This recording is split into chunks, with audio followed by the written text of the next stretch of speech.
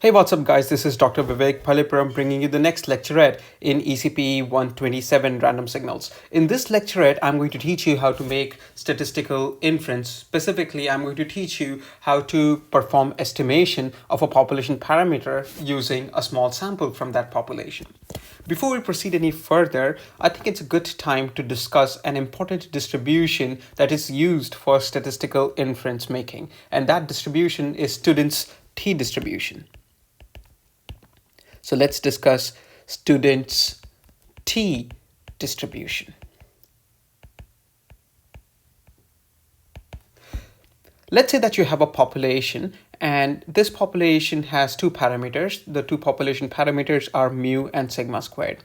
Further assume that sigma squared is unknown for various reasons. For example, you were not able to gather enough data points for this population, so you were not able to estimate sigma squared. For some reason, the sigma squared is still unknown. And let's further assume that whenever you take a small sample from this big population, the mean is estimated by x bar and sigma squared is estimated by s squared, where x bar is summation x of I over n, where n is the size of the sample, and s squared is summation x of I minus x bar over n minus 1, where s squared is an estimate of sigma squared.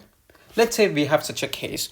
If we were to define a random variable t, which is equal to x bar minus mu, where mu is the population's mean or s over square root of n, then for different samples, x bar and s are going to be different, and therefore t is going to be different. And therefore t is a random variable. And specifically, this random variable has a special distribution which is called the student's t distribution. So the random variable t belongs to student's t distribution, and one important property, or one interesting property of a student's t distribution is that it looks strikingly similar to the Gaussian random variable, meaning that it is going to have a sort of a bell-shaped curve, and it is going to be centered around 0. Usually we talk about t distributions with respect to different degrees of freedom, and the degrees of freedom is actually a numerical value which is equal to n, the size of the sample, minus 1. So a t distribution, a t random variable constructed using a sample size of n, has n minus 1 degrees of freedom.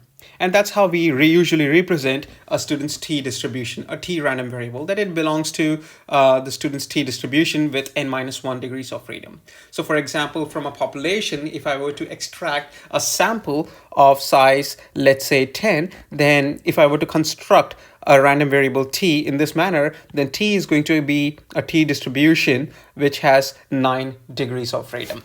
Now, student's t distribution is quite useful for performing statistical inference making, and they are used for estimation as well as hypothesis testing.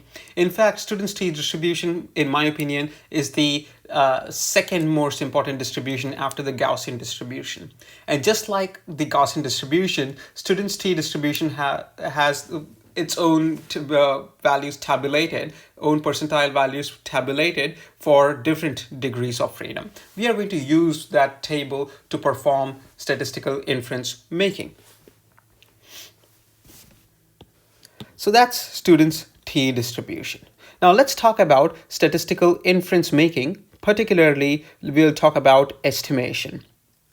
Usually, in statistics, we try to characterize the population using a small sample from that population. So far in our journey in ECPE 127, we have been working with probability models. Now, those probability models work with the entire population. So our studies so far has focused on an understanding that we have a great deal of information about the population already. We know what the underlying distribution is. So working with population is probability theory. Or rather, probability theory works with the population. And that's what we have been doing so far in ECPE 127, when you were working with different random variables, joint random variables, and so on and so forth. We assumed rather that we knew about the population. But in real life, you usually do not have a great deal of information about this population. So when you go for your jobs as inside in a particular company, and let's say that you're hired there as a data scientist, you'll be extracting some samples of data, and you'll try to extract information from that sample to hypothesize how the population parameter are going to look like. Even if you were not a data scientist, let's say that you are some entrepreneur, you will invariably using data science in order to extract samples and use those samples to explain how the population parameters are going to look like. And that's what statistics is all about. The statistics is all about extracting a small sample from this entire population, use this sample to calculate its own statistics, namely the mean, sample mean, and sample variance, S squared, which are going to estimate the population parameters, mu and sigma squared. With respect to statistical inference making, specifically with respect to estimation, we are concerned with finding a range of values in which we have certain degree of confidence that the population parameter, either mu or sigma squared, is going to belong to. So that's what estimation is. The goal of the estimation is to find a range of values for a population parameter. Now that population parameter can be either population mean, mu, or population variance, sigma squared. So the goal of the estimation is to find a range of values for a population parameter that we believe contains the parameter with a high degree of confidence.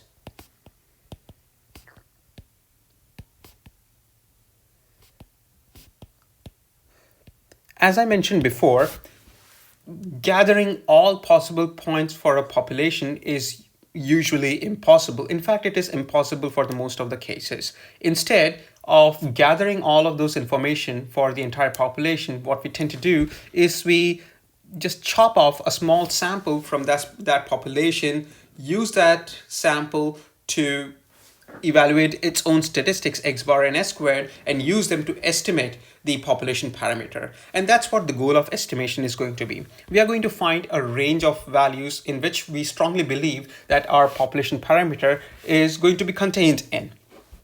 As an example, let me give you about my journey as a professor in ECPE 127. The very first time that I taught ECPE 127 was in the year 2016, and the spring of 2016 was the first class that I had taught. I did a great deal of research into the students from this particular class, spring of 2016, and I found that most of them had their average SAT score was approximately 1250.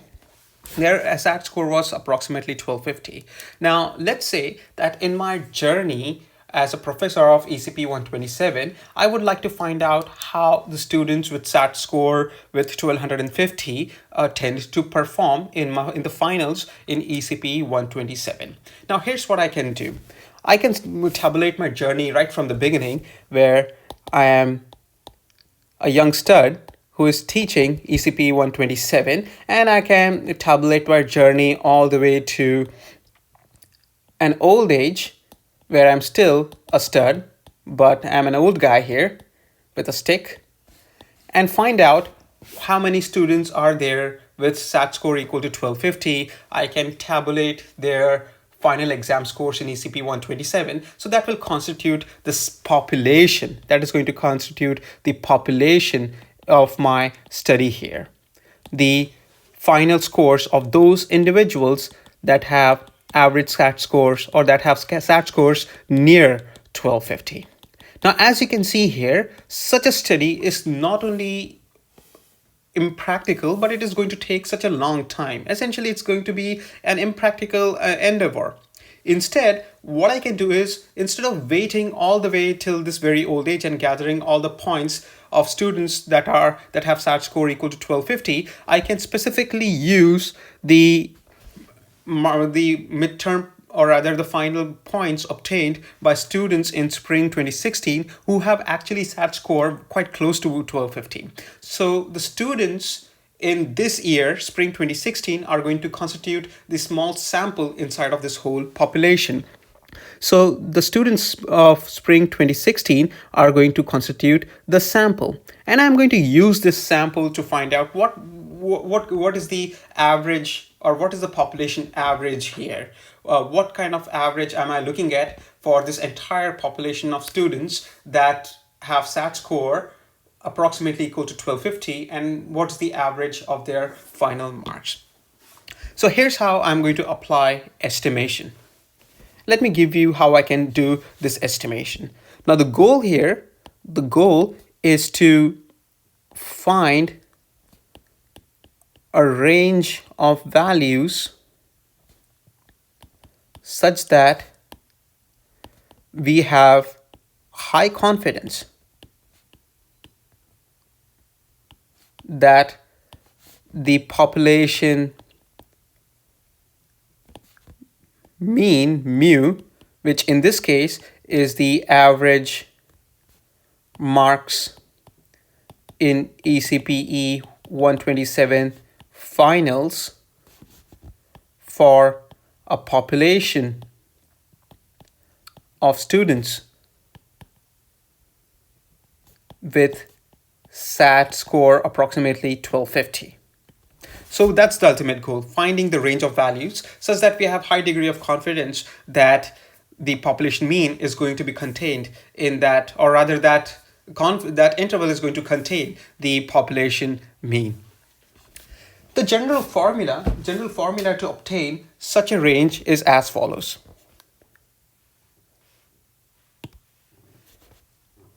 That range is obtained using students' t distribution as x bar plus minus t of n minus 1 comma 1 minus alpha over 2 times s over square root of n, where x bar is obtained from that sample. X bar is obtained from that sample as summation x of I over n, where n is the size of sample. S is square root of summation x of I minus x bar over n minus 1. Again, this parameter s is also obtained from that sample. T is the percentile of the student's t distribution. It's a percentile, where n minus 1 is the degrees of freedom.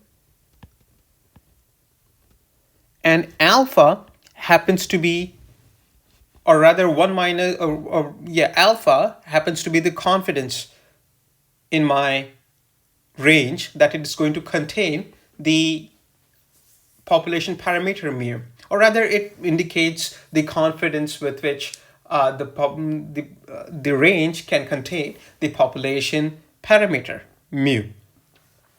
So typically alpha is a small number. Alpha is something like 0.05, and 1 minus alpha gives me, let's say, 0.95. So 95, or rather 0.95, is the probability with which the range that I'm going to evaluate is going to contain my population parameter mu. That's the general statistics. That's how statisticians have devised this technique. So let me use this particular formula to find out how I can find the range of values in which I believe that the population parameter mu is going to be contained in. Now let's say that I use the data point from spring 2016, or rather the sample from spring 2016, where the students had SAT scores quite similar to 1250. So I can consider those students as samples of this entire population of all the students that I'm going to teach in my lifetime that have SAT score close to 1250.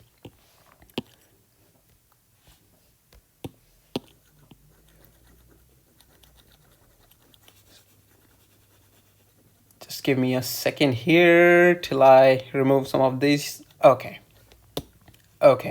All right. Now further assume that I have extracted that sample and I have computed some statistics for that sample. Let's say that I had 26 students in spring 2016. Let's say the sample mean was 44.77 out of 50. Sample standard deviation was 2.87. the sample standard deviation was 2.87. And I can find the range of the population parameter mu as follows. First, let me devise a nice mathematical statement here with respect to what I'm trying to do with respect to estimation. So in this case, the goal is to obtain range for mu average final score for students with SAT score approximately equal to 1250. So I'm considering a population of all the students that have SAT score approximately equal to 1250. That's the ultimate goal. And the formula that I need to apply is x bar plus minus t of n minus 1, comma 1 minus alpha over 2 s over square root of n.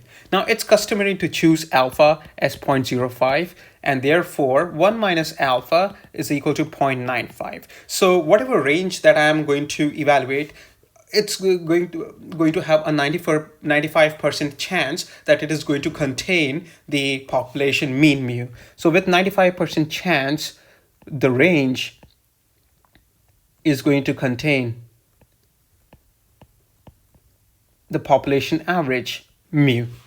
And that's a really good probability value. And therefore alpha is typically chosen as 0.05. It's a usual practice. In my case, I have already obtained from the sample the value of x bar, which is equal to 44.77 plus minus the sample standard deviation s is 2.87 or square root of 26. I need to now find the value of t of n minus 1 comma 1 minus alpha over 2. Essentially, I need to find the value of t of 26 minus 1 comma 1 minus 0.05 over 2. So that means I need to find this percentile value t of 25 comma 0.975. To find this value t of 25 comma 0.975, I need to refer to students' t distribution table. And students' t distribution table can be found online. So let me work with an online version here. This is the students' t distribution table, and I need to find the value of t of 25 comma 0.975. So these values that you see here on the horizontal axis here, you are in this very first row, you have the values of alpha as 0.05, 0.0025, and so on and so forth. Because our value of alpha was 0.05, we are interested in t of n minus 1 comma 1 minus alpha over 2. So I'll be interested in looking at the column for 0.025. So I'll look into the column of 0.025 and look into the value for 25 degrees of freedom. And that value is right here, 22.06. So the value of t at 25 at 1 minus alpha over 2, which is 0.975, is 2.06. Let me just verify it one more time. Yes, it is 2.06. When I use that value, I get the range. The upper limit is going to be 44.77 plus 2.06 times 2.87 over square root of 26. So let me really quickly calculate this using my calculator. 2.06 times 2.87 divided by square root of 26. So this value is 5.91 over square root of 26. Let me quickly get that. That's 5.09. So the upper value is 44.77 plus 5.91 or 5.09. So that is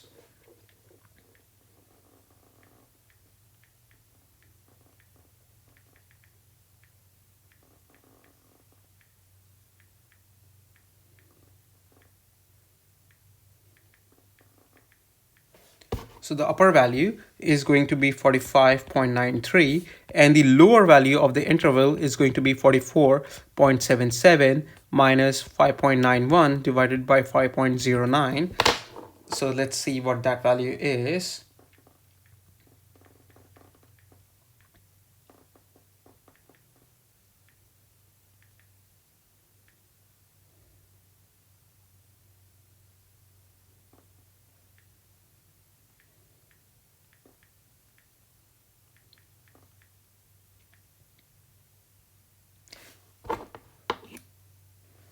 I'm getting 43.6.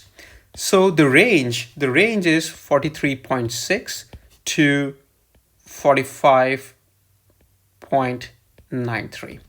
So this is the range that is going to contain my population parameter mu with 95% probability. Usually, after calculating such a range, we give a nice probability statement, a nice statement that helps the end users understand what we mean by this calculation. So let me summarize how you should actually be presenting this result if you were to give such a result to your companies or you were to analyze at your own workplace. So this is how I'm going to perform this analysis, or this is going to be my the takeaway statement here. Let me use another pen here.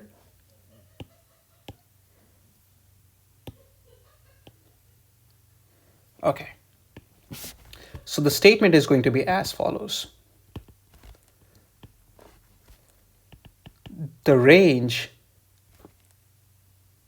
or rather the 95% confidence range or confidence interval is 43.6 to 45.93, meaning that with 95% probability, or rather meaning that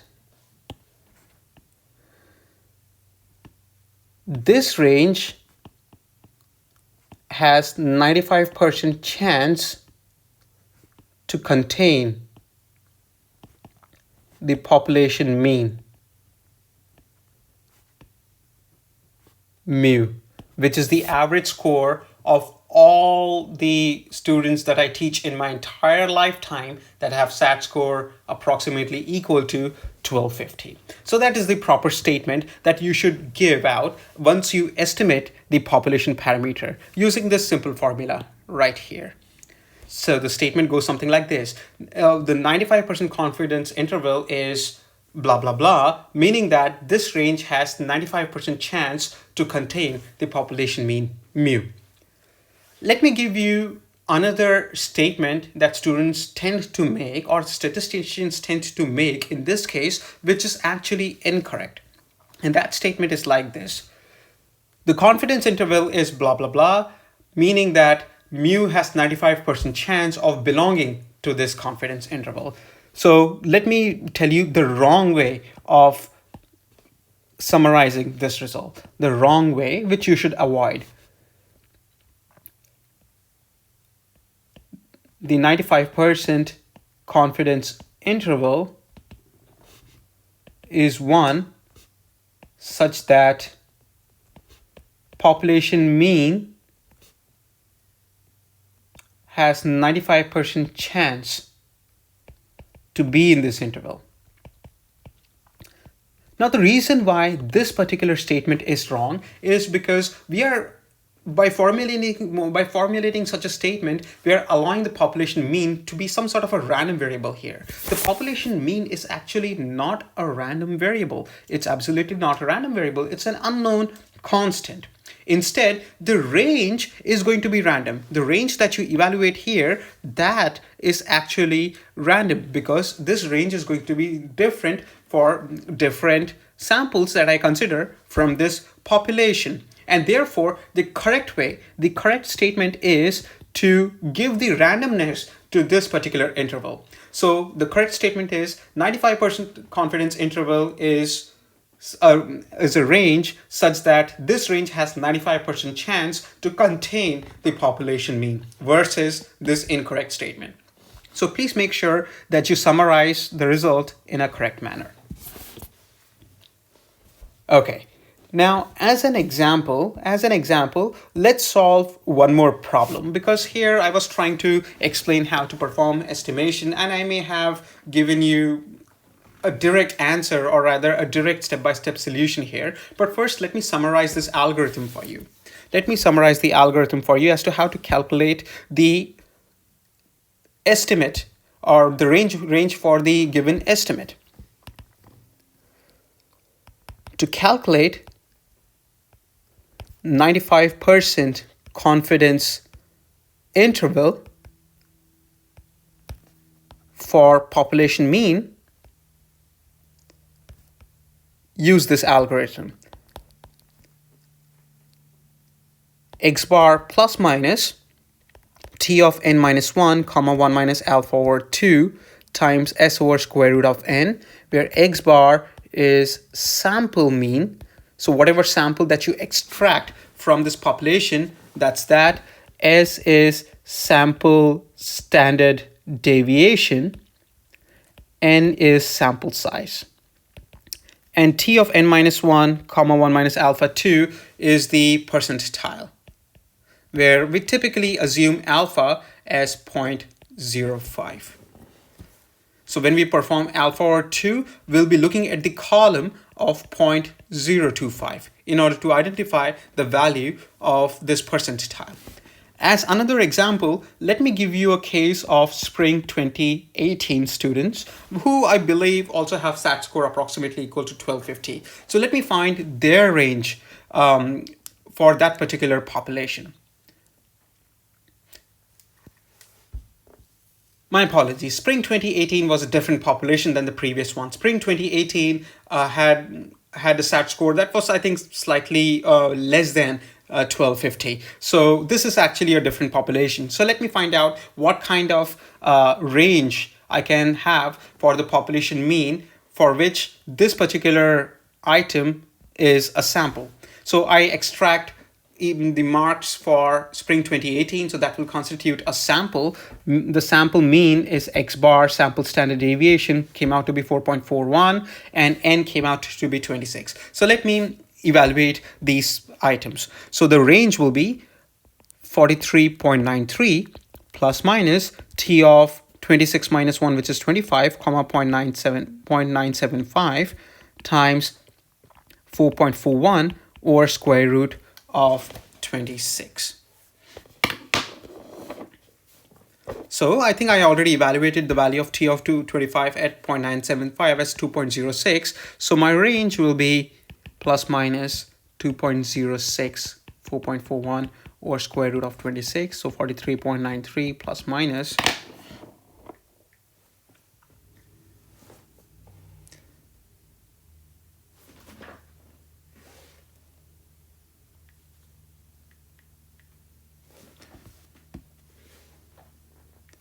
Let me do this calculation really quick. My apologies, I'm trying to use the calculator on the spot. Plus minus 1.78. So the confidence interval will be 45.71 is the lower limit, and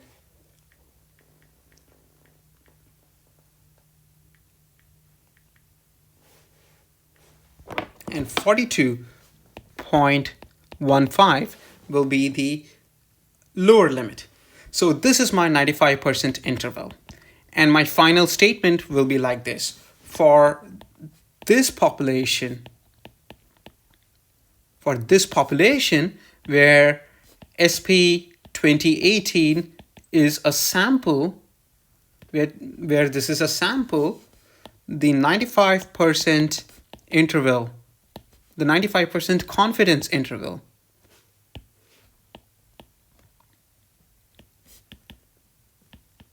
is 42.15, 45.71, meaning that there is 95% chance that this range is going to contain the population mean of a population of all students with similar SAT score as that of spring 2018 students. So that's my final statement. So this slide summarizes the complete steps that one should implement in order to provide a range for a population parameter, specifically the population mean. In this lecturette, I performed this calculation using hand, but for your final exam and in fact for your regular practice, I would not have you do this hand calculation, but instead I would like for you guys to rely on the R software, because the because data in real life that you'll be working on, it is going to be huge. It's not going to contain just 26 points. Even calculating the mean and standard deviation for 26 points is a great pain in the rear. So we'll rely on the R software. So for your exams, you'll be using R software to perform such estimations instead of handwritten calculations. And I'm going to show you how to perform those calculations in R. I think it's a good time to stop this lecturette here.